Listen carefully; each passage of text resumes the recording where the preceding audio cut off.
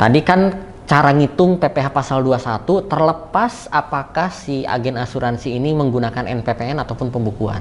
Jadi kan kalau melakukan pembukuan kita harus menghitung berapa penghasilan kotornya, dikurangi biaya-biaya, nanti dia harus mencatat dan administrasikan segala hal dan lain sebagainya. Mungkin bagi agen asuransi belum memiliki waktu atau belum memiliki kemampuan untuk menyelenggarakan itu. Jadi cara ngitungnya itu dengan menggunakan tarif tertentu dikalikan dengan tarif PPN yang berlaku. Karena dia ini besaran tertentu, maka pajak masukan atau segala hal yang dia gunakan untuk melakukan aktivitas agen asuransi tadi tidak dapat dikreditkan. Nah, ini mungkin yang perlu dijadikan catatan.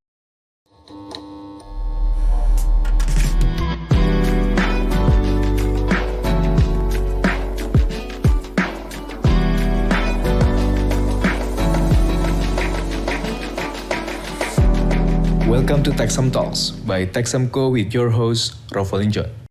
Halo kawan Sam, ketemu lagi dengan aku Sonia di podcast Texamco Talk. Nah, pada kesempatan kali ini kita akan membahas mungkin pekerjaan yang bagi orang-orang ini agak asing ya, yaitu adalah agen asuransi. Kira-kira gimana sih perlakuan perpajakannya? Mungkin langsung saja kita tanyakan nih ke ahlinya, yaitu Pak Angga. Halo Pak. Halo Sonia, halo kawan Sam semua. Nah, untuk agen asuransi nih Pak, Nah, kita langsung aja ya. Langsung aja, gimana? Dia kan bukan termasuk karyawan ya Pak, Betul. di perusahaan. Nah, itu kira-kira perlakuan perpajakannya seperti apa Pak? Oke, dalam Undang-Undang PPh kan kita kenal ada beberapa jenis penghasilan ya. Ada penghasilan sehubungan dengan hubungan kerja yang kita kenal dengan karyawan. Ada penghasilan sehubungan dengan pekerjaan bebas. Salah satunya adalah agen asuransi, itu masuk ke dalam pekerjaan bebas gitu ya. Atau penghasilan dari usaha atau kegiatan, penghasilan dari modal dan penghasilan lainnya. Nah, tadi saya singgung bahwa pekerjaan sebagai jasa agen asuransi termasuk dalam kategori pekerja bebas. Yang artinya dia ditreat oleh si pemberi penghasilannya sebagai bukan pegawai.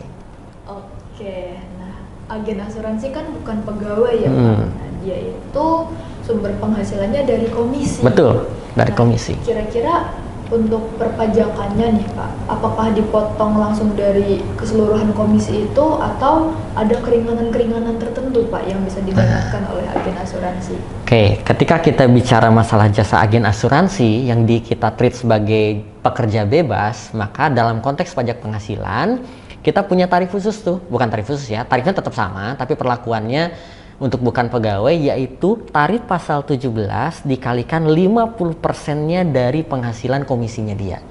Jadi misalkan Mbak Sonia sebagai agen asuransi komisinya 100 juta, berarti yang akan dikenakan PPh atau dikenakan tarif pasal 17 adalah sebesar setengahnya, 50% dari 100 juta berarti 50 juta. Karena 50 juta itu berada di lapisan pertama tarif pasal 17, berarti dikenakan tarif 5%. Jadi pengurangnya itu berupa setengah dari penghasilan komisinya. Karena dia diperlakukan seperti halnya bukan pegawai. Namun yang harus dicatat buat kawan semua, ketika bicara masalah pemotongan pajak, itu kan apalagi agen asuransi itu kan sifatnya tidak final. Artinya apa yang sudah dipotong oleh perusahaan asuransinya itu nanti harus dihitung kembali di dalam SPT tahunan orang pribadinya. Bisa jadi dalam konteksnya mungkin di beberapa tempat sebagai agen asuransi bisa jadi nanti laporan SPT tahunannya nihil, kurang bayar atau bahkan lebih bayar karena tadi sifatnya tidak final. Jadi yang harus diperhitungkan adalah sifat pemotongannya dan pengenaan penghasilannya dari 50% dari omset atau komisi yang dia terima sebagai agen asuransi tersebut. Oke, ini bisa dicatat nih ya Pak, Yeah. para agen asuransi kalian itu mendapatkan fasilitas 50% ya. Untuk penghitungan pajaknya, jadi dihitung hanya 50% dari komisi yang dia terima saat pemotongan ya. Jadi 50 jutanya kena pajak, 50 jutanya buat saya semua.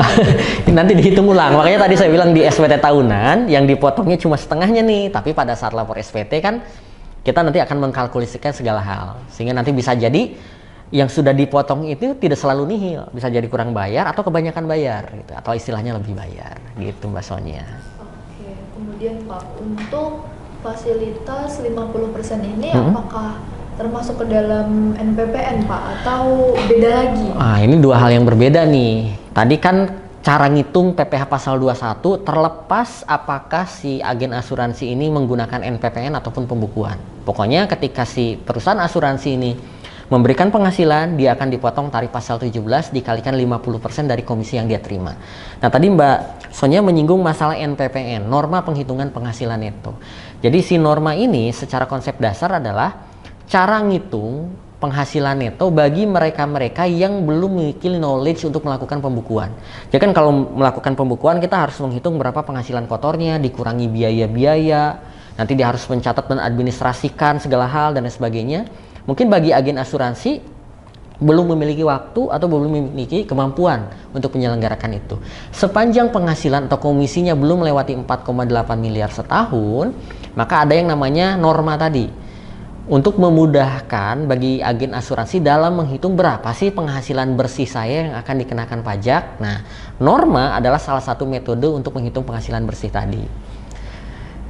Namun jangan lupa untuk dapat menggunakan norma ini, para kawan agen asuransi ini harus memberitahukan norma ini paling lambat di bulan ketiga di tahun pajak yang bersangkutan. Oke. Gitu. Kita mendapatkan informasi baru nih, Pak.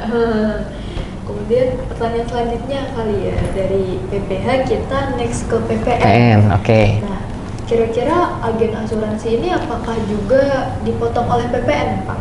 Karena dia kan merupakan komisi ya, bukan penghasilan langsung dari perusahaan. Ketika bicara masalah agen asuransi, maka atas aktivitas usahanya, penghasilannya dikenakan pajak penghasilan tadi, dan aktivitas objeknya, objek pekerjaan yang diberikan, itu menjadi objek pengenaan PPN.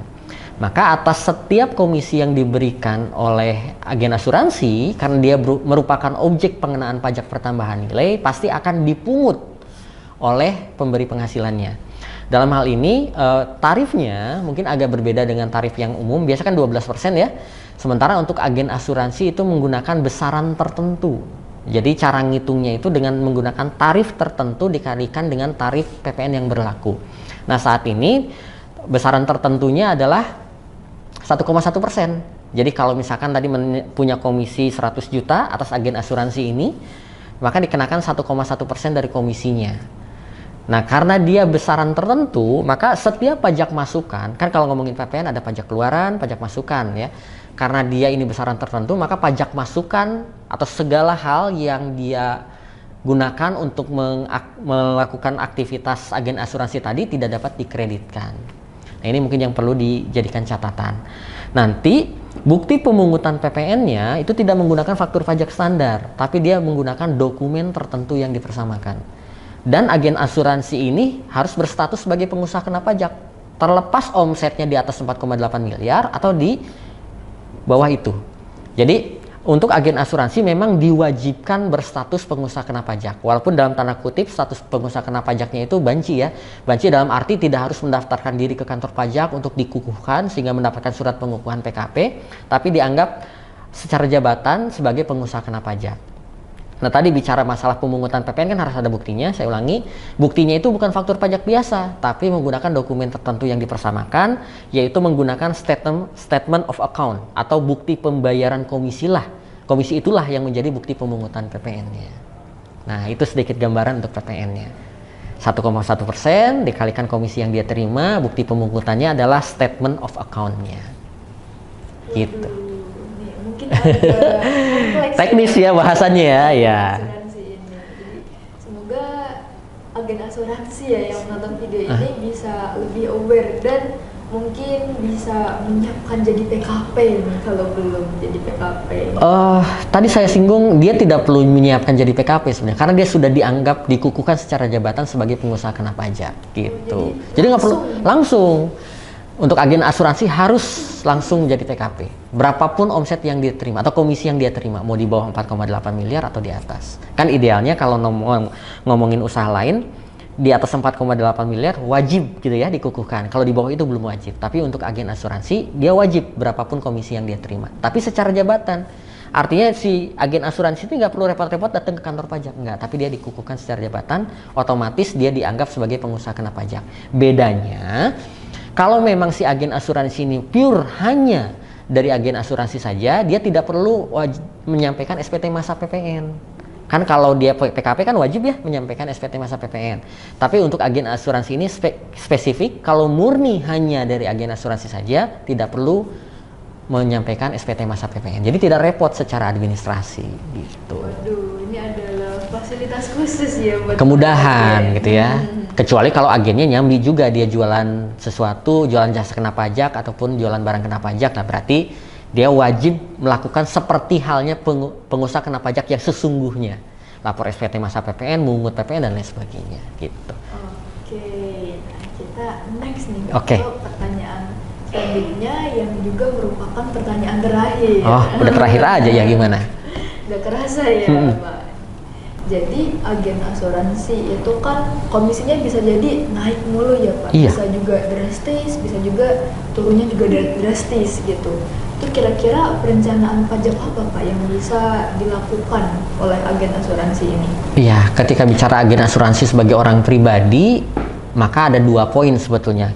Ketika bicara dia sebagai profesi pekerja bebas, apakah mau menggunakan norma pencatatan penghitungan neto, penghasilan neto, atau menggunakan pembukuan. Artinya ketika agen asuransi ini secara sadar, ternyata untuk mendapatkan komisi misalkan 5 miliar, saya harus mengeluarkan banyak hal, banyak biaya-biaya yang saya keluarkan. Sementara ketika kita menggunakan norma, misalkan contoh ya, ini agen asuransi, contoh misalkan normanya 50%, tapi tolong dicek kembali. Misalkan 50% dari penghasilan komisinya dia terima. Berarti kalau 5 miliar, 2,5 miliarnya itu nanti yang akan dikenai PPh. Tadi pasal 17. Nah, kalau misalkan dia secara sadar, biaya-biaya saya itu lebih dari 2,5 miliar nih. Misalkan untuk mendapatkan komisi 5 miliar, saya harus mengeluarkan effort, biaya, transportasi, dan lain sebagainya, 3M-nya 4 miliar. Berarti kalau saya menggunakan metode pembukuan, saya bisa membebankan biaya-biaya tadi, penghasilan kena pajak saya menjadi lebih kecil nih, 1 miliar. Berarti saya cocok menggunakan metode pembukuan. Jadi kembali lagi ke profilingnya ya. Bisa jadi ada yang untung secara penghasilan neto, atau bisa jadi ada yang untung menggunakan metode pembukuan. Silahkan dipilih sesuai dengan mana yang cocok. Tapi perlu diperhatikan, sekali menggunakan pembukuan, maka tidak boleh lagi menggunakan norma ketika dia sudah melewati 4,8 miliar tadi gitu. Jadi perencanaan pajaknya di sisi itu, NPPN atau pembukuan. Jadi sebelum kita lapor, kita coba kedua-duanya. Iya, cek dulu. Ya, simulasi dulu. Yang penting kalau mau menggunakan norma, pastikan memberitahukan tadi di bulan ketiga paling lambat ya. Kalau enggak, dianggap menyelenggarakan pembukuan. Gitu. Baik. Terima kasih sekali loh Ya, Pak sama-sama. Angga atas insight-nya yang sangat dar-dar-dar. Dor. Jadi semoga para agen-agen asuransi nih, kawan Sam juga yang menonton jadi lebih tahu lagi nih terkait perlakuan perpajakan untuk mereka. Mungkin bingung closingnya. Nah, mungkin cukup sekian video terkait perpajakan bagi para agen asuransi ini. Untuk kawan Sam, terima kasih karena sudah menonton, dan juga sampai jumpa di podcast Tax Talk selanjutnya.